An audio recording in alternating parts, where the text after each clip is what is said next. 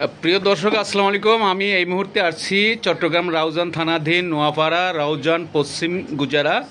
এখানে বৌদ্ধপাড়া আছে, বৌদ্ধপাড়া। এখানে বাদল বড়ুয়ার সাথে আমি দেখা হয়ে গেল কথায় কথায়। ওনার একটা ছোট্ট চায়ের দোকান আছে। এই চায়ের দোকানে ন্যাচারাল একদম আমাদের প্রকৃতিগতভাবে যে দুধগুলো আসে গরুর দুধ, সেই গরুর দুধের দই খাইলাম মাত্র 30 টাকা দিয়া। আপনি দেখেন এই যে গ্লাসটা, এটা এই যে বড় গ্লাস, এক গ্লাস দইয়ের দাম উনি মাত্র 30 টাকা রেখেছে। তো এরপরে ওনার চেহারা এবং বডি ফিটনেস, এই স্বাস্থ্যের দিকে আমি তাকিয়ে দেখলাম নিশ্চয়ই ওনার বয়স হয়েছে। আমি তার কাছ থেকে ক্ষমা চেয়ে মানে নত শিরে তাকে জিজ্ঞেস করলাম, মুরব্বী আপনার বয়স কত হয়েছে? উনি বলছে যে 92 হয়েছে। তো 92 প্রায় শতবর্ষী এই ভদ্রলোক। ওনার নাম হচ্ছে বাদল বড়ুয়া। আমি ওনার কাছ থেকে জেনে নেব এই যে দীর্ঘ বয়সী, মানে এত শতবর্ষ বেঁচে থাকার রহস্যটা কোথায়।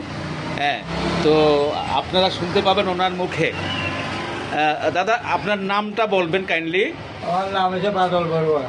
বাদল বড়ুয়া। আপনার বাবার নাম কি আছিল? উমেশ বড়ুয়া। আপনার বাবা কতদিন বেঁচে আছিলেন? 117 বছর। 117 বছর বয়স পেয়েছেন। এখন আপনি কতদিন বাঁচবেন এরকম কোনো একটা আশা আছে আপনার? এরকম কোনো আশা নাই, যে কিন্তু সৎ পাশাইতে পারি।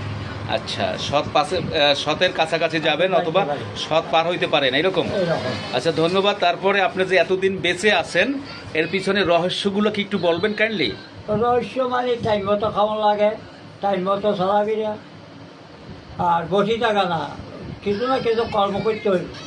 কর্ম না করলে ঠিকভাবে আপনি বসে থাকলে কিন্তু অলস্য হয়ে যাবে, রথ বসে যাবে।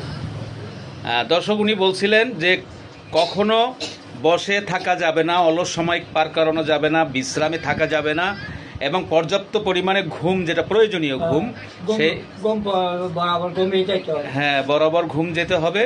প্রকৃতি সৃষ্টিকর্তা যেভাবে ঘুম দিয়েছেন, খাবার দিয়েছেন, সেই ন্যাচারালি খাবারগুলো খাওয়ার জন্য। আর উনি শতবর্ষ পার করার ওনার একটা আশা আছে। আর উনি এই জন্যই এই ছোট্ট দোকান হলেও এই দোকানটা করতেছেন কাজ করার জন্য। বাড়িতে বসে শুয়ে বসে থাকলে শরীরে মরচে ধরে যাবে, কোলেস্ট্রল বেড়ে যাবে, তারপরে যে কোনো মুহূর্তে সে কষ্ট পাবে। তো কষ্ট পেয়ে মরার চেয়ে একটু সুস্থ। হ্যাঁ, তো আরেকটু কথা বলি। তো আপনার কি মনে হয়, আপনাকে দেখে কি আমাদের মতো মানুষ যারা আছে 50 ঊর্ধ্ব বা 50 বা ছোটরা কিছু শিখতে পারে? তাদের জন্য কিছু বলবেন? কি বলবো, আমার মতন আপনারাও চলেন, আপনারাও চলবেন, কিন্তু বসে থাকবেন। টাইমলে খাইবেন, টাইমলে চলাফেরা করেন, টাইমলে ঘুমান। টাইমলি খেতে হবে এবং পরিশ্রম করতে হবে। তা এখন যে অনেকে বলে আপনাদের ভিতরে প্রার্থনা, আমাদের ভিতরে দোয়া।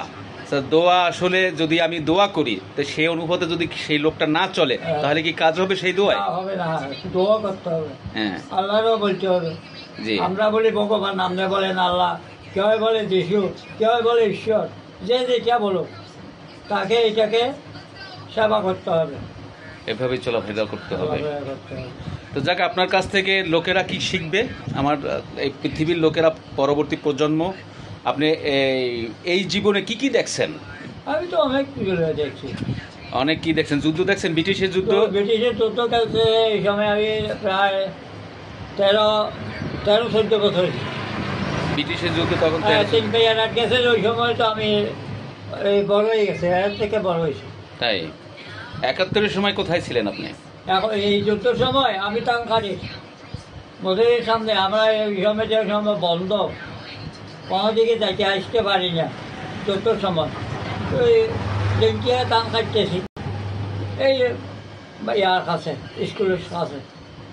আচ্ছা আচ্ছা, আপনি কোনো যুদ্ধে অংশগ্রহণ করছিলেন? না না না, এনে ওই যে সময় মুক্তিবাহিনী এসে, মুক্তিবাহিনীর সঙ্গে যেটা হয় ওইটা গড়ি দেওয়া লাগে। এটা তো নিজেদের দেশের জন্য যুদ্ধ করছে তারা, আমাদের মা বোনদের রক্ষা করার জন্য, ইজ্জত রক্ষা করার জন্য তারা যুদ্ধ করছে, দেশের মান সম্মান বাঁচিয়ে রাখার জন্য তারা যুদ্ধ করছে। এই জন্য তাদেরকে একটু হেল্প করছে। এরকম কেউ জানাশোনা আছে মুক্তিযোদ্ধা যারা যুদ্ধ করছেন, তাদের নাম জানাশোনা আছে? আছে, অনেক আছে, থাকলে গিয়ে এখন তো নাই, তারা মরে গেছে না? আমার স্বাস্থ্য ভাই একটা ছিল। কি নাম? বসাইয়া। বোসাইয়া ডাকতো না? হ্যাঁ, বসাইয়া দেখতো। আচ্ছা আচ্ছা, দর্শক বোসাইয়া একটু ডাকনাম, চিটাগাংয়ের ভাষায় এরকম এক ডাকনাম থেকে থাকে। আসলে এটা বোসাইয়া কোনো নাম না, এটা এলাকায় পরিচিত হয়ে যায়। হ্যাঁ, আচ্ছা, যাই হোক, আপনাকে ধন্যবাদ দিই। আপনার কাছ থেকে আমরা অনেক কিছু শুনলাম বা শিখলাম, শেখার আছে। বিশেষ করে মানুষের দৈনন্দিন জীবনযাপন কিভাবে করতে হয় সেটা। আপনার পড়াশোনা করছেন কোথায়? পড়াটা বেশি করতে পারি। আচ্ছা, এর মানে আপনি লেখাপড়া করেন নাই? করছি অল্প, কতটুকু? এই ক্লাস 3 পর্যন্ত। ক্লাস 3-তে পড়া।